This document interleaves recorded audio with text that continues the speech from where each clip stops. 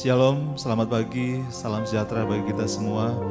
Bapak Ibu, saudara-saudara yang terkasih dalam Tuhan, dimanapun Anda berada saat ini, mari sama-sama kita mau menaikkan pujian, pengagungan kita kepada Tuhan. Sebab Dia Allah yang layak kita tinggikan, Dia Allah yang layak kita sembah. Sebab Dia yang layak terima segala pujian, terima segala hormat dan pengagungan. Haleluya, Engkau yang layak Tuhan, Engkau yang layak Tuhan.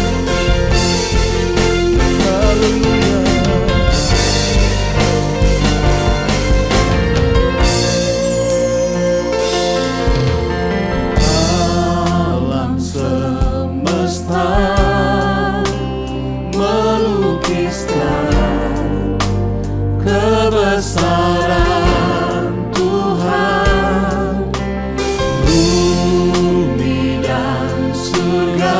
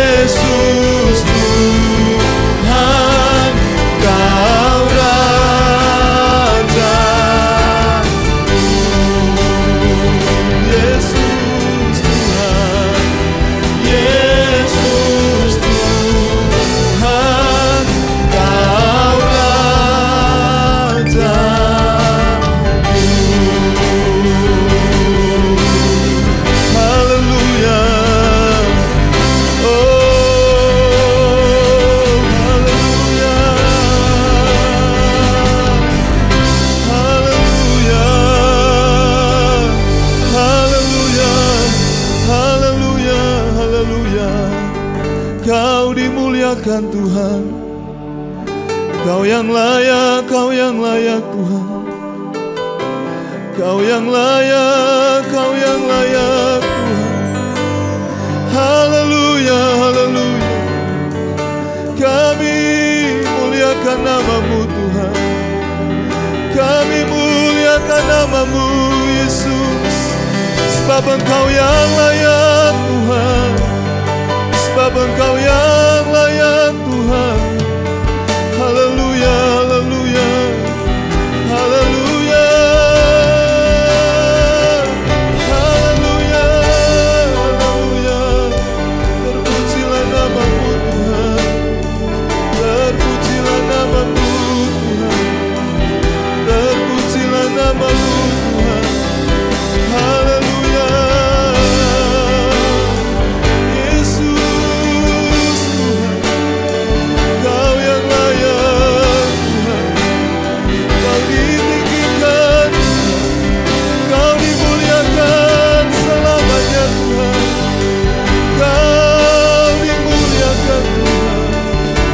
Haleluya, haleluya, haleluya, haleluya.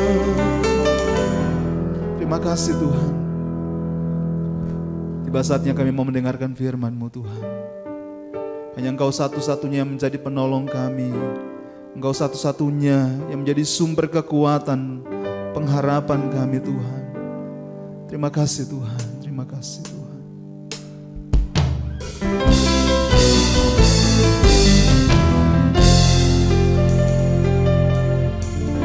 Engkau Tuhan yang setia,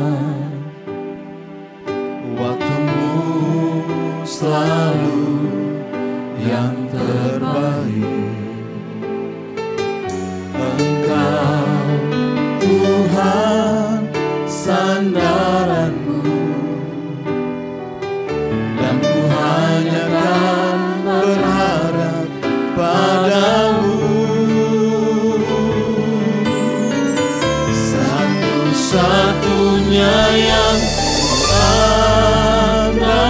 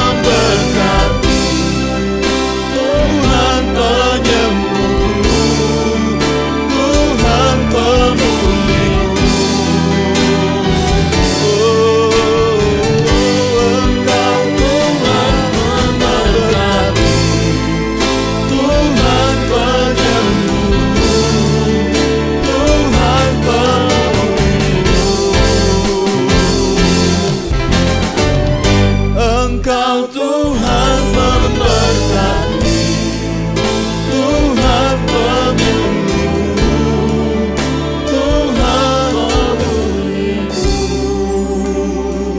Haleluya, terima kasih Tuhan. Biarlah kami Tuhan punya telinga seorang murid. Dan kami punya hati Tuhan seorang murid. Yang siap Tuhan. Untuk ditegur, siap untuk dikuatkan. Siap untuk dipulihkan. Dan kami boleh menjadi semakin serupa dan segambar dengan Engkau. Urapi kami semua Tuhan. Hanya di dalam nama Tuhan Yesus Kristus. Kami berdoa dan kami mengucap syukur. Amin. Amin. Silakan duduk kembali. Saudara yang terkasih di dalam nama Tuhan, kalau kita melihat ada orang-orang di sekeliling kita yang mungkin dipakai Tuhan dengan luar biasa. Ada orang-orang yang dekat dengan kita yang mengalami mujizat demi mujizat, yang mengalami perubahan hidup yang luar biasa. Tetapi kita juga mungkin melihat di sekeliling kita juga orang-orang yang kita kenal 20-30 tahun yang lalu dan sampai hari ini dia tidak menjadi lebih baik. Ada yang sama seperti dulu dan ada yang jauh lebih parah hidupnya. Ada orang yang hidupnya semakin hari bukan semakin dekat dengan Tuhan, semakin hari semakin jauh dengan Tuhan. Ada orang yang pada waktu kita ada di sampingnya, hati kita merasa tidak nyaman karena ucapan-ucapannya adalah ucapan-ucapan yang sama sekali tidak memberkati kita. Kenapa ada yang diberkati dengan luar biasa, ada yang mengalami perubahan luar biasa, dan ada yang tidak? Padahal kita beribadah di tempat yang sama. Kita mendengar firman yang sama. Kita digembalakan oleh orang yang sama. Kita menyanyi puji-pujian yang sama.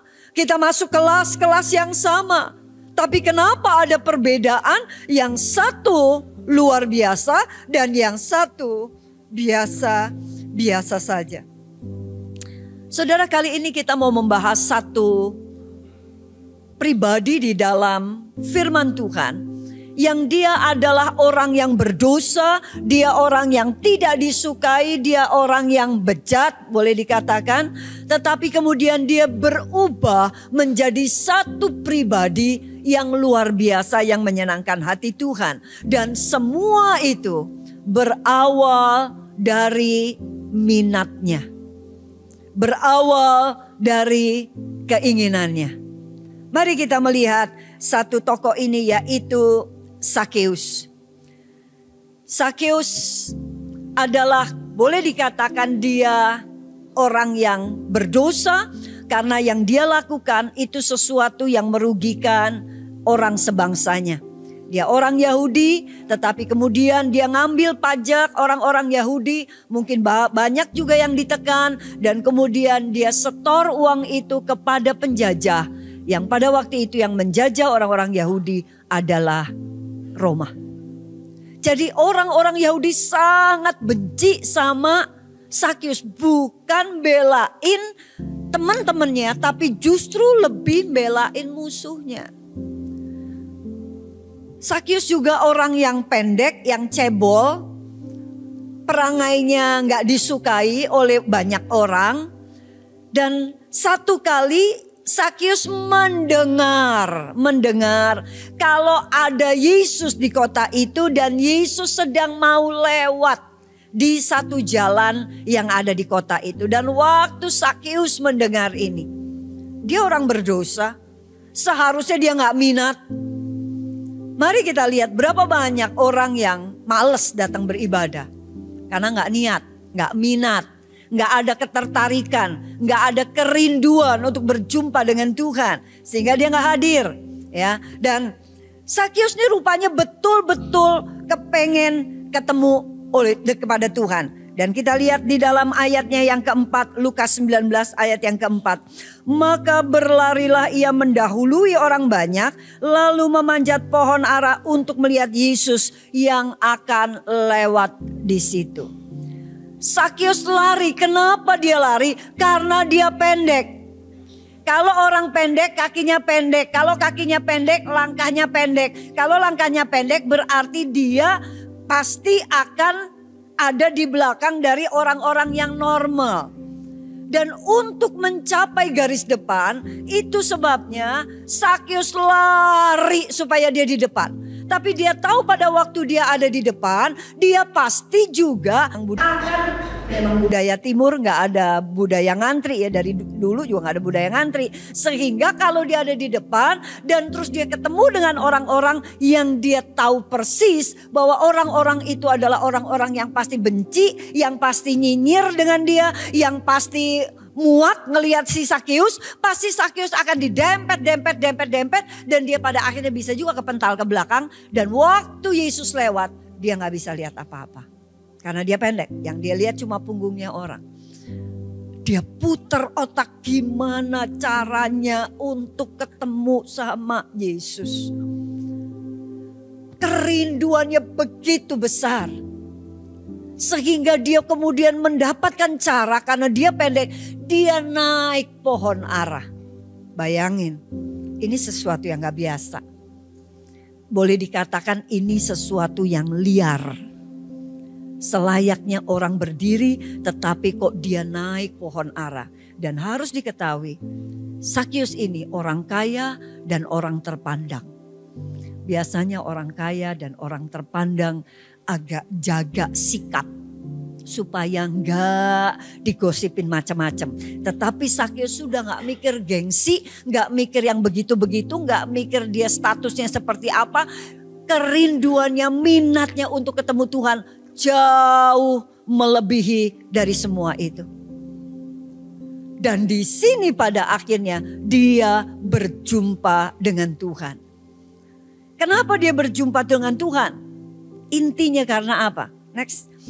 Karena minatnya untuk bertemu dengan Tuhan itu luar biasa. Tuhan melihat setiap hati kita sekarang. Kita datang di tempat ini. Apakah kita sungguh sedang minat, rindu mencari Tuhan, atau kita datang di tempat ini karena hal yang lain? Tuhan tahu bagaimana persiapan kita untuk datang beribadah, berjumpa dengan Tuhan. Tuhan tahu. Sakyus betul-betul meluangkan waktu. Sakyus betul-betul pakai tenaga. Sakyus betul-betul ngilangin gengsi. Sakyus betul-betul dia ngilangin, aduh kalau dia ketemu dengan orang, kemudian orang akan cibir dia dan sebagainya. Dia buang jauh-jauh semua itu karena apa? Minatnya ketemu dengan Tuhan ngelebihin segala-galanya. Saya agak sulit, mungkin karena sakit kali ya. Saya agak sulit kalau nggak pakai sendal. Kaki saya langsung, kalau begini nggak apa-apa. Tapi kalau yang jalanan berbatu yang bukan aspal, itu saya kalau kaki saya telanjang begitu nggak pakai sendal, itu saya sakit sekali. Aduh saya bisa, kayak ditusuk. Ya memang orang bilang katanya, ibu mesti banyak penyakit nih. Karena seharusnya kalau nggak banyak penyakit nggak begini gitu.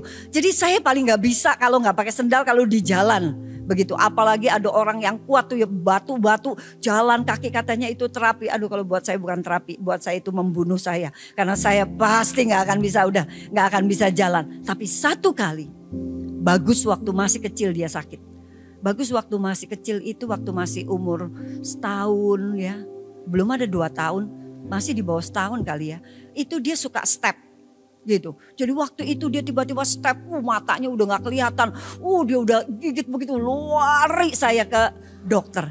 Waktu itu kira-kira jam, ya di atas jam 12 malam lah. Saya lari ke dokter. Pada waktu saya lari ke dokter saya lupa. Saya masih pakai daster. Saya tidak pakai sendal sama sekali. Karena apa? Minat saya, ketertarikan saya kepada kesembuhan anak saya jauh lebih besar daripada gimana kaki saya. Waktu selesai ke dokter, anak saya sudah bisa biasa lagi. Saya keluar dari itu apa ruang keluar dari dokter itu, saya kaget kalau ternyata jalannya tuh makadam. Kok bisa ya saya? Ternyata sebenarnya orang ya bisa aja ya. Cuma masalah itu kadang-kadang fokus kita, ketertarikan kita tuh ditaruh di mana ya. Kalau kita betul-betul datang kepada Tuhan hari ini, minatnya betul-betul ketemu Tuhan, bagaimana persiapan kita? Ada orang yang datang ibadah sama sekali nggak berdoa.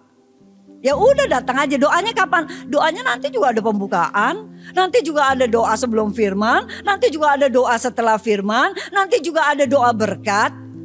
Sekali ibadah aja udah dapat 4 doa. Terus buat apa aku doa lagi di rumah? Ada orang-orang yang persiapan datang ke sini tuh, aduh malamnya nonton bola. Karena memang di luar itu jamnya ya beda, sehingga malam-malam laki-laki itu banyak yang nonton bola. Sehingga pada waktu pagi, khususnya pada waktu firman, waktu nyanyi mungkin masih melek ya, matanya masih 220 volt ya. Tapi begitu firman Tuhan, duduk diem langsung 150, 25, 5 watt dah. Lama-lama teklo ya. Persiapan kita apa untuk berjumpa dengan Tuhan? Mari kita mau jujur di hadapan diri kita masing-masing. Sebetulnya apakah kita betul-betul melakukan persiapan yang baik dan benar di hadapan Tuhan untuk kita berjumpa dengan Dia? Berapa banyak yang telat hanya karena apa? Hanya karena kurang persiapan malamnya. Baju gak disiapin. Waktu baju gak disiapin padahal udah punya kebiasaan. Tiap kali buka lemari bingung karepe dhewe. Mau cari baju yang mana. Kenapa bingung? Karena bajunya sak lemari. Saking banyaknya sampai bingung mau pakai baju yang mana. Nanti mau pakai sepatu yo lama. Kenapa? Karena sepatunya banyak Eram. Mau pakai tas yo lama keputusannya. Karena apa? Saking banyaknya tasnya. Sehingga apa? Telat. Padahal waktu kita datang di tempat ini, apa Tuhan lihat tas kita? Apa Tuhan lihat baju kita? Apa Tuhan lihat sepatu kita? Apa Tuhan lihat make upnya kita? Tuhan gak lihat itu semua. Yang Tuhan lihat adalah hati, minat kita di hadapan Tuhan. Ya, yuk ke depan, mari kita mau datang beribadah. Kenapa ada orang yang berjumpa dengan Tuhan? Karena apa? Kenapa ada orang yang tidak berjumpa dengan Tuhan? Karena apa? Mereka berjumpa dengan Tuhan karena Tuhan lihat minatnya untuk bertemu dengan Tuhan itu besar, luar biasa, melebihi yang lain, sehingga Tuhan menghargai itu. Oleh sebab itu Tuhan datang menemui Sakeus. Di antara sebegitu banyaknya orang, Tuhan tertarik hanya kepada Sakeus. Itu sebabnya dia katakan, Sakeus ayo turun. Ayo turun. Aku mau ke rumah kamu, aku mau makan di rumah kamu. Aku mau nginep di rumah kamu, aku mau mampir di rumah kamu. Aku mau ngobrol di tempat kamu. Di antara sebegitu banyaknya orang, Sakeus terus mencari alasan untuk dia bisa berjumpa dengan Tuhan. Bukan mencari alasan untuk tidak datang beribadah atau berjumpa dengan Tuhan. Saya sungguh angkat topi menghargai Ibu Gembala kita. Walaupun dalam keadaan yang tidak sesehat kita. Tetapi beliau punya kerinduan yang besar untuk tetap ada bersama-sama dengan kita. Saya percaya beliau pasti tidak akan terasa sangat nyaman dengan terus duduk selama 1 jam lebih.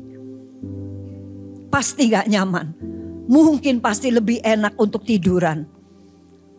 Tetapi minatnya berjumpa dengan Tuhan, minatnya untuk mengikuti ibadah melebihi dari rasa sakitnya. Tuhan menghargai semua ini. Mari kita ke depan, kita menjadi orang-orang yang biar Tuhan melihat. Biar kita tunjukkan sama Tuhan, Tuhan, aku niat banget ketemu Tuhan. Aku niat banget, udah prepare dari hari-hari sebelumnya. Mau apa, mau prepare, berdoa Tuhan. Nanti waktu ibadah Tuhan, aku mau berjumpa dengan Tuhan. Tuhan waktu ibadah, waktu puji-pujian Tuhan. Oh Tuhan udah urapi aku. Tuhan waktu aku dengar firman Tuhan, biarlah pada waktu aku dengar firman, aku berjumpa dengan Engkau. Dan waktu kita pulang, kita menjadi orang yang berbeda pada waktu dibandingkan waktu kita masuk. Seterusnya pada waktu Tuhan bilang, ayo Sakius turun. Lalu ayat yang selanjutnya, ayat yang ke-6 sampai ke-7a. Lalu Sakius segera turun dan menerima Yesus dengan sukacita. Tetapi semua orang yang melihat hal itu bersungut-sungut. Perhatikan perbedaan ini. Sakius mendengar suara Tuhan, dia bersukacita. Tetapi orang lain yang mendengar hal itu bersungut-sungut. Ini 180 derajat. Dengarnya sama. Yang satu senang, yang satu gak senang. Yang satu oke, yang satu protes. Gak suka. Pada waktu Tuhan bilang, ayo Sakius aku turun. Aku mau ke tempat kamu. Orang-orang lain itu gak setuju dengan apa yang Tuhan katakan. Apa yang Yesus katakan. Mereka pikirnya begini. Bagaimana mungkin seorang yang katanya Yesus itu. Yang katanya orang yang hebat itu. Yang ngomongnya luar biasa waktu di bait Allah. Kok bisa dia mau tinggal bersama dengan orang cukai, pemungut cukai. Dengan seorang yang berdosa. Pikiran mereka melebihi dari apa yang Tuhan mengatakan. Logika mereka melebihi dari apa yang Yesus mengatakan. Mereka bisa kritik Yesus dengan pernyataan itu. Sementara Sakius mendengar hal itu, dia happy. Apakah dia punya alasan untuk tidak happy? Punya. Apa alasannya? Bukankah kalau Yesus mau mampir ke tempat dia? Yesus itu kan luar biasa. Yesus pasti bisa menelanjangi dirinya itu siapa. Dia akan ngomong, kamu ini ya kok bisa? Kah pekerjaan kamu seperti itu? Apa gak ada pekerjaan lain? Kamu tuh orang berdosa. Kamu tuh udah jadi batu sandungan. Kamu tuh udah begini. Bayangin. Kalau Yesus ngomong gitu gimana? Bukankah lebih baik cari aman? Dah gak usah ketemu Yesus, maka hidup kita akan aman, tentram, damai, sejahtera, gak diutik-utik, gak diapa-apain. Sakius punya alasan untuk bersungut-sungut. Oh gak usah, udah. Sudah sampai di sini aja, thank you, bye, see you. Bisa begitu. Tapi Sakius terbuka. Dia tahu satu konsekuensinya. Dia pasti akan diungkrek kehidupannya. Karena Yesus datang. Tapi dia terbuka.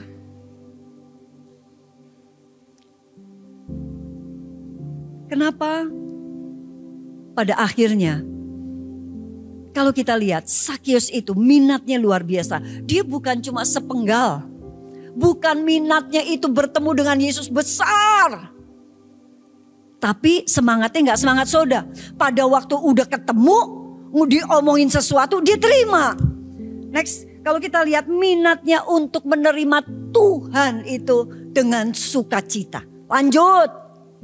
Gak sepotong. Oke, udah ketemu tetap sukacita. Berapa banyak orang yang datang beribadah antusias, tapi pada waktu datang beribadah kemudian Tuhan berbicara melalui firman-Nya. Dan pada waktu Tuhan berbicara melalui firman, yang di situ mungkin itu bikin kita gak nyaman. Waktu kita terima itu, bagaimana sikap kita? Apakah kita menerimanya dengan sukacita? Atau kita menerimanya dengan bersungut-sungut? Mungkin pada waktu itu firman Tuhan mengatakan, ayo saudara ampuni. Ampuni. Karena pada waktu saudara gak mengampuni, Tuhan juga gak mengampuni saudara. Jangan harap masuk surga kalau saudara gak mengampuni. Wow, di sini mulai, oh dia enak aja ngomong begitu. Ya dia gak punya musuh. Aku tahu gak, aku ini punya orang yang benar-benar kebangetan. Gimana kalau aku ampuni? Dia udah ngabisin keluarga aku. Dia sudah ngambil istriku. Dia sudah ambil suamiku. Dia bagaimana mungkin aku bisa mengampuni? Apakah kita menerima dengan sukacita atau kita menerima dengan bersungut-sungut? Ayo, serahkan hidupmu sepenuhnya kepada Tuhan. Pada waktu kita angkat tangan, Tuhan turun tangan. Oh, gak bisa. Waktu itu Yesus hidup, dia gak ngalamin persoalan yang kayak aku. Aku ngalamin persoalan yang kayak gini. Usahaku seperti ini gimana? Waktu kita terima Tuhan, terima suara Tuhan, apakah kita terima dengan sukacita, or kita terima dengan kritik, sanggahan, bersungut-sungut? Firmannya sama. Yang satu mengatakan yes, amin. Haleluya, bener nih, aku harus berubah nih, aku gak boleh begitu lagi. Pada waktu saudara punya sifat yang seperti itu, tahukah saudara waktu sifat itu ada, sebetulnya itu karena saudara punya masa kecil, di mana saudara diperlakukan dengan orang tua saudara seperti ini. Wow, mulai marah, jangan bawa-bawa keluargaku ya, jangan bawa-bawa orang tuaku ya, jangan ungkit-ungkit masa laluku ya. Bagaimana kita waktu menerima firman Tuhan? Apakah kita menerima dengan sukacita, yes, amin, atau kita menerimanya dengan sanggahan? Apakah kita betul-betul haus dan lapar dengar firman Tuhan? Pada waktu kita mau dengar firman, dia lihat ya, yang khotbah Esther lagi. Aduh, wis males wis. Nyesel aku datang ibadah. Apakah kita lihat pembicaranya? Lihatlah apa firman Tuhan yang sedang berbicara di dalam kehidupan kita.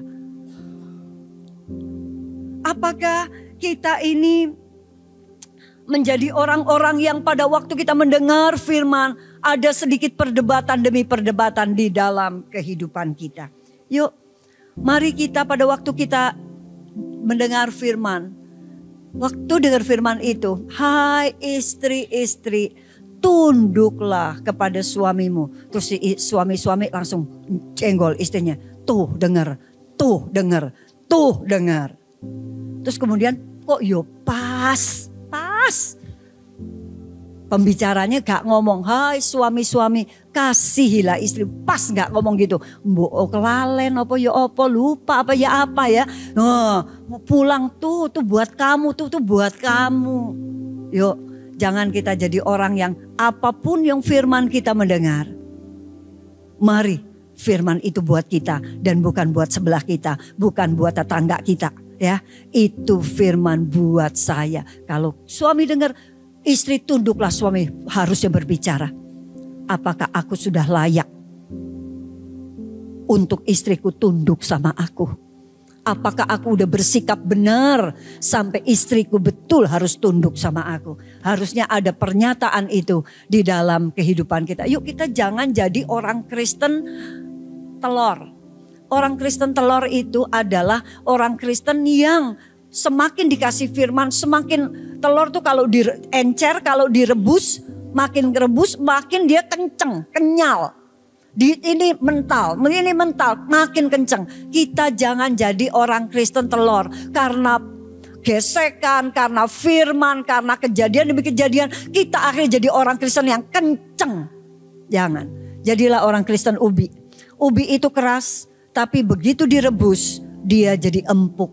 Biar kita jadi orang Kristen yang walaupun hati kita keras, tapi begitu kita dengar firman, hati kita lembut, lembut, lembut, lembut, lembut. Dan pada akhirnya kita berubah menjadi serupa dan segambar dengan Dia. Memang Sakeus itu punya badan yang kecil, tapi Sakeus punya hati yang besar di hadapan Tuhan. Selanjutnya, tetapi Sakeus berdiri dan berkata kepada Tuhan, Tuhan, setengah dari milikku akan kuberikan kepada orang yang miskin, dan sekiranya ada sesuatu yang kuperas dari seseorang akan kukembalikan 4 kali lipat.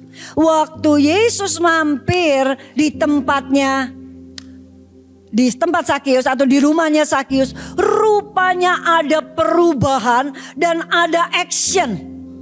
Actionnya adalah oke, separuh aku kembalikan, aku kasih orang miskin, dan 4 kali lipat kalau ada yang kuperas. Perhatikan di sini, minatnya Sakeus adalah apa? Next, minatnya untuk bertobat dan bertindak.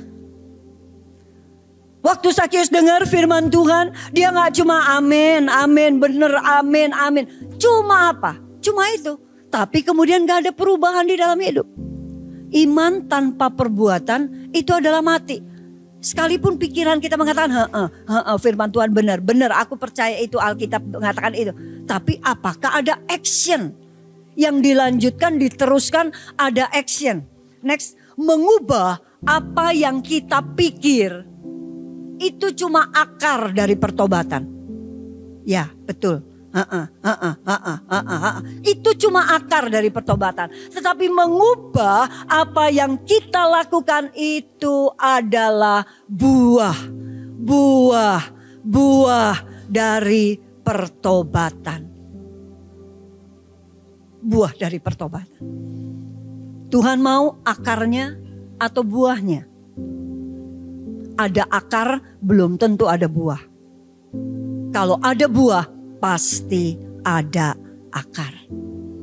Tuhan mau kita dengar, kemudian amin lakukan. Dengar, amin lakukan. Dengar, amin lakukan. Itu yang Tuhan mau di dalam kehidupan kita. Next, dan Tuhan mau setiap kali kita dengar firman, apakah lewat mimbar ataukah pembacaan Alkitab kita setiap hari.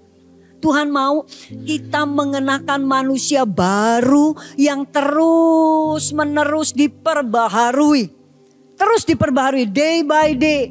Tiap hari diperbaharui untuk memperoleh pengetahuan yang benar menurut gambar Khaliknya. Karena itu adalah proyek utama Tuhan. Tuhan mati di kayu salib dan selanjutnya karena untuk satu tujuan. Kita menjadi serupa dan segambar dengan Tuhan seperti awal penciptaan. Firman Tuhan dengar, ya lakukan. Dengar, ya lakukan. Biarlah kita menjadi orang-orang yang seperti itu. Dan itu yang membuat apa? Sakeus hidupnya berubah. Berubah total. Kenapa? Karena dia betul-betul punya apa? Dia punya minat ketemu dengan Tuhan. Punya minat, bukan cuma badan yang dibawa ke sini. Tapi pikirannya, hatinya, kerinduannya itu juga dibawa ke sini. Dan dia lepaskan semua yang menghalang-menghalangi. Kalau HP kita menghalangi kita, ayo matiin itu HP. Kalau urusan masakan itu menghalangi kita, singkirkan itu. Kita gak mati kok gak makan. Betul gak? Minatnya ketemu itu yang membuat dia diubahkan. Dia membuat dia berubah. Berbeda dari yang lain. Minatnya waktu nerima omongannya Yesus itu adalah apa? Membuat dia sukacita. Dan itu yang membuat dia tinggal satu langkah berikutnya, yaitu apa? Bertobat dan bertindak. Dan pada akhirnya kalau kita lihat ini berkatnya. Next, kata Yesus kepadanya, hari ini telah terjadi keselamatan kepada rumah ini karena orang ini pun anak Abraham. Apakah Sakeus anaknya Abraham? No, bukan. Sakeus bukan anaknya Abraham secara lahiriah. Tetapi Sakeus itu adalah anak imannya Abraham. Karena apa? Sakeus memiliki iman seperti Abraham. Dulu harta itu yang utama di dalam kehidupan Sakeus. Itu sebabnya dia diomongin kayak apapun dari orang sebelangsanya, dia tutup kuping. Bodoh amat, gua gak pikirin. Tapi setelah ketemu sama Tuhan, bukan lagi harta yang utama, tapi Tuhan yang utama. Hidupnya, bayangin, ini bukan dari penghasilannya setahun dibagi, diserahkan. Separuh aset. Ini separuh aset dia kerja puluhan tahun pasti. Separuh aset bahkan 4 kali lipat. Luar biasa. Karena apa? Hidupnya tidak lagi depend on sama harta kekayaan asetnya. Tetapi hidupnya betul-betul tergantung kepada pemeliharaan Tuhan. Ini yang membuat dia adalah anak Abraham. Dan selanjutnya, dan jikalau kamu adalah milik Kristus, maka kamu juga adalah keturunan Abraham dan berhak menerima janji Allah. Firman Tuhan mengatakan kepada Abraham, nih loh berkat yang kamu terima. Keturunanmu akan seperti bintang di langit dan akan seperti pasir di laut banyaknya.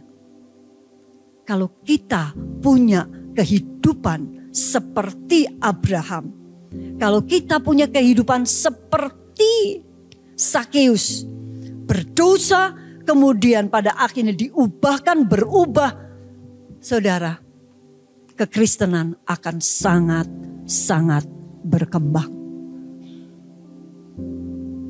Orang-orang yang beriman itu akan luar biasa banyaknya dan sampai tidak terhitung karena sikap hidup kita sedang betul-betul menunjukkan gambar Khalik kita, yaitu Yesus. Firman Tuhan mengatakan kepada Abraham, aku akan memberkati engkau sampai engkau jadi berkat buat orang-orang. Kita bukan saja menjadi orang yang terus diberkati orang-orang lain, tapi kita memberkati orang lain. Karena apa? Kita menerima janji yang diberikan Allah kepada Abraham, dan janji itu ada pada kita. Kenapa ada orang yang pada akhirnya hidupnya seakan-akan terus belum bisa memberkati orang. Belum bisa. Kenapa? Janji Tuhan ya dan amin. Miliki iman kepada Tuhan. Miliki iman kepada Tuhan. Miliki minat yang betul kepada Tuhan. Waktu minat kita cuma Tuhan. Niscaya janji Allah itu akan digenapi di dalam kehidupan kita. Amin. Kita rindu ibadah kita bukan lagi ibadah yang 1 kali, tapi 2 kali, 3 kali, 4 kali, dan kursi-kursi penuh, batu penuh dengan kemuliaan Tuhan. Karena apa? Setiap orang di sekeliling kita melihat kehidupan kita ada buah pertobatan. Kita tundukkan kepala. Tuhan, ampuni kami. Kalau kami mungkin melihat orang lain hidupnya luar biasa dan kami biasa-biasa dan kami mulai iri. Tapi pagi hari ini kami melihat bahwa sesungguhnya Tuhan memberikan kesempatan buat kami. Tuhan menyatakan hal yang sama. Tuhan melakukan hal yang sama. Tetapi semua tergantung dari minat kami, kerinduan kami, hati kami seperti apa kepada Engkau. Tuhan tolong kami. Biarlah Tuhan melihat hati kami, minat kami saat ini bertemu dengan Engkau jauh melebihi apapun juga. Minat kami Tuhan untuk menerima setiap firman-Mu Tuhan. Kami mau menerima dengan sukacita. Tidak ada kritik, tidak ada perdebatan, tidak ada ketidaksetujuan ataupun bersungut-sungut. Setiap firman yang kami mendengar, kami mau mengatakan amin. Itu untuk kami, itu untuk saya, itu untuk saya. Terima kasih Tuhan. Tuhan sedang membentuk saya menuju kepada gambar kalik saya. Biarlah Tuhan juga menolong kami, agar supaya setiap kali kami mendengar firman Tuhan, tidak stop sampai di situ. Ada pertobatan, dan itu ditunjukkan melalui tindakan kehidupan kami yang diubahkan menjadi serupa dengan Engkau. Dan kami percaya dunia akan digemparkan dengan ini. Sebagaimana gereja mula-mula, pada saat mereka hidup saling mengasihi satu dengan yang lain, hidup tekun di dalam pengajaran dan persekutuan di dalam Engkau, hidup mereka menjadi magnet buat banyak orang. Sehingga begitu banyak orang dimenangkan, 3.000 orang, 5.000 orang dimenangkan karena mereka melihat perubahan yang luar biasa. Tuhan, di sisa umur hidup kami mau hidup sungguh-sungguh hanya bagi Engkau saja. Dan minat kami hanyalah Engkau saja dan bukan yang lain. Di dalam nama Tuhan Yesus Kristus kami berdoa dan kami mengucap syukur. Semua yang percaya mengatakan amin.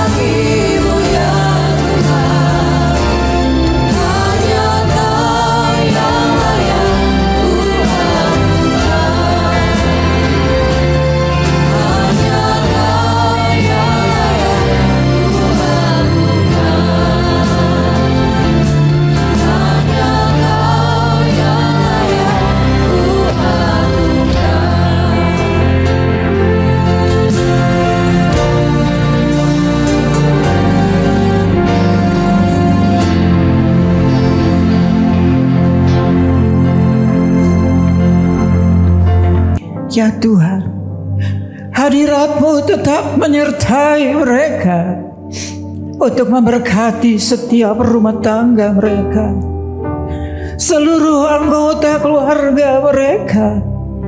Berkatilah usaha dan mata pencaharian umat-Mu. Berkatilah roti dan air mereka. Berkatilah umat-Mu ini dengan kekuatan dan kesehatan. Sesungguhnya Engkau sangat mengasihi umat-Mu. Seluruh umat-Mu ini ada di dalam telapak tangan-Mu, dan tak seorang pun dapat merampas mereka, domba-domba-Mu ini, dari dalam tangan-Mu. Hamba-Mu berdoa, bawalah seluruh sidang jemaat-Mu ini semakin hari semakin dekat kepadamu, semakin mengasihi Engkau ya Tuhan, sehingga mereka boleh tiba di puncak bukit kesucian-Mu dan memandang wajah-Mu yang indah. Kini sidang jemaat yang dikasihi Tuhan, Allah yang kekal adalah naungan-Mu, dan lengannya yang abadi menopang Engkau. Tuhan memberkati Engkau dan melindungi Engkau. Tuhan menyinari Engkau dengan wajah-Nya, serta memberikan Engkau kasih karunia. Tuhan menghadapkan wajah-Nya kepadamu dan memberikan engkau damai sejahtera di dalam berkat nama Tuhan Yesus Kristus. Amin.